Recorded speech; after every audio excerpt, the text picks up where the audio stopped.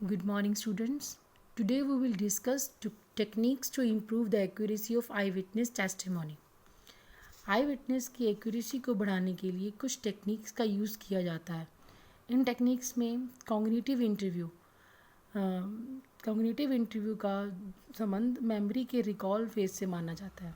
Cognitive interview communication तथा cognition के mutual relation को प्रेजेंट करता है. सोशल साइकोलॉजिस्ट आमने सामने के इंट्रैक्शन को इम्पॉर्टेंट मानते हैं और एक्सपेरिमेंटल साइकोलॉजिस्ट इस बात को इम्पॉर्टेंट मानते हैं कि आई विटनेस चीज़ों को, व्यक्तियों को तथा इंसिडेंट को किस तरह से याद कर पाता है. कॉग्निटिव इंटरव्यू में इन दोनों वर्गों की बातों को एक साथ महत्व दिया जाता है. कॉग्निटिव इंटरव्यू में आई विटनेस की मेमोरी को सुधारने के लिए 4 कॉग्निटिव टेक्निक्स का यूज़ किया जाता है. कॉग्निटिव टेक्निक्स इस टेक्निक्स में इफ़ेक्टिव कम्युनिकेशन को प्राप्त करने का प्रयास किया जाता है. फर्स्ट स्टेप में रैपिड बिल्डिंग में सबसे पहले आई विटनेस से सौहार्द संबंध स्थापित किए जाते हैं. आई विटनेस को रिलैक्स व फ्री फील करने को कहा जाता है. उसे ज़्यादा से ज़्यादा डिस्क्रिप्शन देने को कहा जाता है.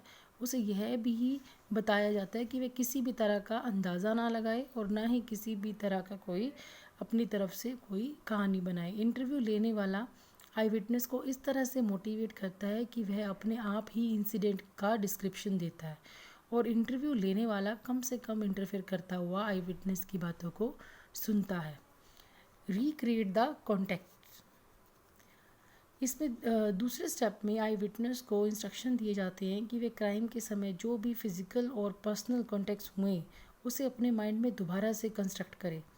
जैसे क्राइम के समय क्रिमिनल के गुस्से का लेवल क्या था, वहाँ का एटमॉस्फेयर क्या था, ठंडा था, गर्म था, जिस तरह का वहाँ क्राइम हुआ वहाँ की सारी स्थिति को याद करने के लिए कहा जाता है.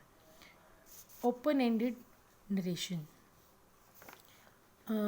नरेशन जैसे ही आई विटनेस उन सब घटनाओं को याद कर लेता है तब इंटरव्यू लेने वाला आई विटनेस को इंसिडेंट का फ्री होकर पूरी आज़ादी से बिना किसी रोक टोक के बिना किसी इंटरफेयर के वह सब बोलने के लिए कहता है जो भी उसके माइंड में आता है, चाहे वो इम्पोर्टेंट हो या ना हो.